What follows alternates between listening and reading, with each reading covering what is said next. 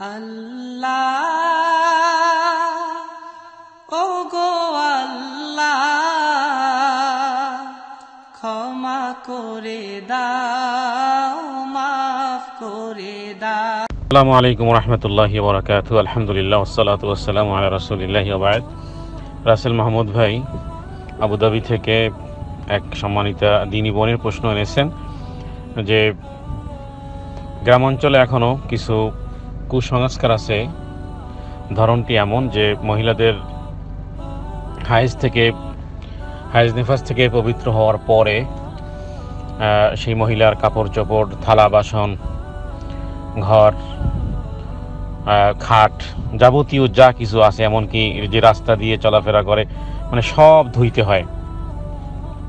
তো শরীয়তের দৃষ্টিকোণ থেকে এভাবে করে একজন নারী যিনি হায়েজ থেকে পবিত্র হন বা নিফাস থেকে যখন পবিত্র হন, তার নিজের পবিত্রতার সাথে সাথে এভাবে করে তার কাপড় চোপড়, ঘর বাড়ি, তার থাকার জায়গা, এমনকি থালা বাসন যা কিছু এটাকে কেন্দ্র করে সব পরিষ্কার করার যেই প্রথাটি আছে বিভিন্ন জায়গাতে, বা মনে করা হয় যে সব অপবিত্র, এ বিষয়ে শরীয়তের দৃষ্টিভঙ্গি জানতে চেয়েছেন। আল জাওয়াব বিল্লাহি তাওফিক।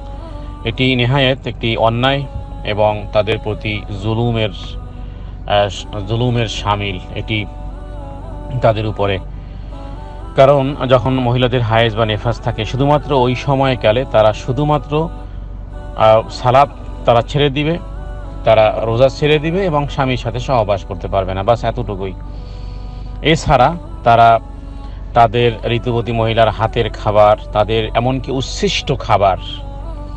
উচ্ছিষ্ট বলা হয়, মনে করুন হায়েজ ওয়ালিনী নারী, নেফাস ওয়ালিনী নারী আধা খানা খেয়েছে, সেই আধা বাকি অর্ধেক রাখা খানা খাওয়া, সেটিও স্বামীর জন্য বা অন্যান্য পরিবারের সকলের জন্য বৈধ, পবিত্র।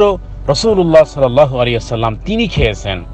হাদিস মুসলিম শরীফের হাদিস, মুসলিম শরীফের কিতাবুল হায়েজ হাদিস নম্বর 300 নম্বর হাদিস ইমাম মুসলিম বর্ণনা করেছেন। হযরত আয়েশা সিদ্দিকা রাদিয়াল্লাহু তাআলা আনহা তিনি বলেন, আমি হায়েজ অবস্থায় কুনতু আশরাবু ওয়া আনা হাইযুন সুম্মা আনা বিলুহুন নবী সাল্লাল্লাহু আলাইহি ওয়াসাল্লাম। সুবহানাল্লাহ। একটি হাদিসই তো যথেষ্ট, যেখানে বিশ্ব নবী তিনি হযরতে আয়েশার উচ্ছিষ্ট খাবার, এমত অবস্থায় হযরত আয়েশা বলেন যে আমি পানি পান করেছি, কুনতু আশরাবু ওয়া আনা হায়েজ, এমত অবস্থায় যে আমি ঋতুমতী, এমত অবস্থায় যে আমি হায়েজ ওয়ালিনী।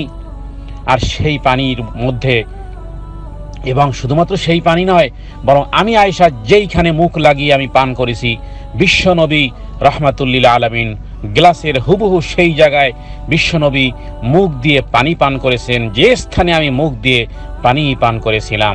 শুধু কি তাই, আরো শুনুন।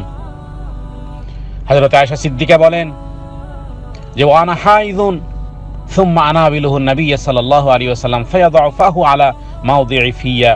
হযরত আয়েশা সিদ্দিকা তিনি আরো বলেন যে এমনি ভাবে আমি হাড়, গোশতের বটি, আমি হাড় থেকে গোশত খেয়ে আমি রেখে দিয়েছি, রাসূলুল্লাহ সাল্লাল্লাহু আলাইহি ওয়াসাল্লাম তিনি তার থেকে খেয়েছেন। এমনিভাবে হাড় থেকে গোশত খেয়ে নবী সাল্লাল্লাহু আলাইহি ওয়াসাল্লামকে আমি দিতাম, এবং তিনি সেই স্থান থেকে খেতেন যেখান থেকে আমি আয়েশা খেয়েছি। ও আনা হাইযুন, এমত অবস্থায় যে আমি হায়েজরত ছিলাম। ইমাম মুসলিম কিতাবুল হায়েজ অধ্যায় এনেছেন হাদিস নম্বর 300। ইমাম মুসলিম আরো হাদিস এনেছেন 297 নম্বর হাদিস। ইমাম মুসলিম আরো হাদিস এনেছেন 301 নম্বর হাদিস। সুনানে নাসাই হাদিস এনেছেন 196 নম্বর হাদিস। কোথায় ইসলাম আর কোথায় আপনি আর আমি? এমনকি তাদের কাপড়ও পবিত্র, যদি কাপড়ে রক্ত না লেগে থাকে হায়েজের। ঋতু অবস্থায় মহিলাদের শরীরও পবিত্র, তবে এই পবিত্র সেই পবিত্র নয় যে তারা সালাত আদায় করবেন না, তাদের শরীরও পবিত্র, তাদের কাপড়ও পবিত্র। হায়েজ ওয়ালিনী নারীর শরীরও পবিত্র, কাপড়ও পবিত্র। শুধুমাত্র এই পবিত্র বলতে তার শরীর টাচ করলে কি নাপাক হবে? না, তার শরীর পবিত্র, কিন্তু আল্লাহ তাআলা তাকে মওকুফ করে দিয়েছেন, তার সালাত নাই, তার সিয়াম নেই, এবং তার সাথে সহবাস করা যাবে না। ইয়াসআলুনাকা আনিল মাহিদ কুল হুয়া আযা ফাতাজিলুন নিসা ফিল মাহিদ, সূরা বাকারার মধ্যে আল্লাহ তাআলা ওই অবস্থাতে তাদের সাথে সঙ্গম করতে নিষেধ করেছেন, এটা অসুচি। তো এখানে এই অসুচি, সঙ্গম করা অসুচি, কিন্তু এই সঙ্গম অসুচিকে আজকের ঘরে বাইরে চেয়ার টেবিল সব অসুচি বানিয়ে ফেলছে। এটা হিন্দুয়ানি প্রথা ছাড়া কিছুই নয়। এখানে হাদিস উল্লেখ করা হয়েছে, এক কথায় ঋতুমতী মহিলার হাতে তৈরি খাবার খেতে হবে, স্বামী মাথা ধুয়ে দিতে পারবে, এবং এগুলো হযরত আয়েশা করেছেন, মাথায় চিরুনি করে দিয়েছেন।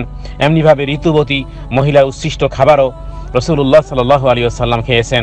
হযরত আয়েশা বলেন, আমি ঋতুবতী থাকালীনও আমি রাসূলুল্লাহ সাল্লাল্লাহু আলাইহি ওয়াসাল্লাম কুনতু আগসিলু রাসা রাসূলিল্লাহি সাল্লাল্লাহু আলাইহি ওয়াসাল্লাম ওয়া আনা হাইযুন, রাওয়াহু মুসলিম। এমতো অবস্থায় যে আমি হায়েজরত, এমতো অবস্থায় আমি নবীজির মাথাকে ধুয়ে দিতাম। হযরত আয়েশা বলেন, আমি হায়েজ অবস্থায়, এমতো অবস্থায় হায়েজ থাকালীনও আমি রাসূলুল্লাহ সাল্লাল্লাহু আলাইহি সাল্লাম আমার কোলে মাথা রেখে তিনি কোরআন পড়তেন।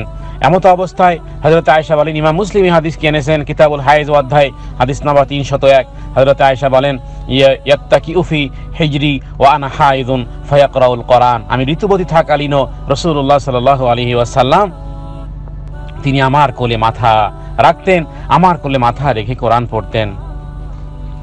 আর সেখানে আমরা কি বানিয়েছি? হযরত আয়েশা সিদ্দিকা আরো বলেন যে রাসূলুল্লাহ সাল্লাল্লাহু আলাইহি সাল্লাম নিজের মাথা আমার দিকে করে দিতেন, আমি তার মাথায় চিরুনি করে দিতাম। এমতো অবস্থায়, শুধু কি তাই, ইমাম মুসলিম আরো হাদিস এনেছেন কিতাবুল হায়েজ অধ্যায়ে, তিনি বলেছেন যে রাসূলুল্লাহ সাল্লাল্লাহু আলাইহি ওয়াসাল্লাম তিনি এমতো অবস্থায়, হায়েজ অবস্থাতেও তিনি নিজের পত্নীগণের সাথে, অর্থাৎ এমতো অবস্থায় তিনি স্ত্রীকে চুমু দিতেন। সুবহানাল্লাহি ওয়া বিহামদিহি সুবহানাল্লাহিল আযীম। হায়েজ অবস্থায় স্ত্রীকে চুমু দেওয়া বৈধ। হাদিস, এই হাদিস তার প্রমাণ দেখুন মুসলিম শরীফে কিতাবুল হায়েজ হাদিস নম্বর 297। বাকি কি সবই তো করা যাবে, শুধুমাত্র তার সাথে মেলামেশা করা যাবে না। তাহলে সে অসুচি কেন? তার কাপড় চোপড় সহ, তার থালা বাসন, তার খাট পালং, তার যাতায়াত সব ধুইতে হবে। এটা কুসংস্কার ছাড়া আর কিছুই নয়। এবং মনে রাখবেন, ঋতুকালীন এই সমস্ত হায়েজওয়ালিনী নারীদেরকে দূরে রাখা, তাদের হাতে কোনো কিছু না খাওয়া, তাদেরকে হিংসা করা, তাদের পানাহারের জন্য আলাদা ব্যবস্থা করা, এটা অবৈধ। ইসলামে এটা অবৈধ। এই হাদিসগুলো যেগুলো আলোচনা করেছি এগুলোই তার প্রমাণ। যদি কেউ এরকমের হায়েজওয়ালিনী নারীকে আলাদা করে রাখে, তাদেরকে আলাদা কাপড়, আলাদা বাসন, আলাদা সব কিছু, তাদের ধরাটা খাওয়া যাবে না, তাদের উচ্ছিষ্ট খাবার খাওয়া যাবে না, এর থেকে বিপরীত যদি করা হয় সবগুলো অবৈধ হবে। অথচ যা রাসূলুল্লাহ সাল্লাল্লাহু আলাইহি সাল্লাম করেছেন। আশা করি আলোচনার মাধ্যমে এ বিষয়ের আলোচনা হয়ে গেছে। জাযাকুমুল্লাহ, বারাকাল্লাহু ফীকুম। আসসালামু আলাইকুম ওয়া রাহমাতুল্লাহ।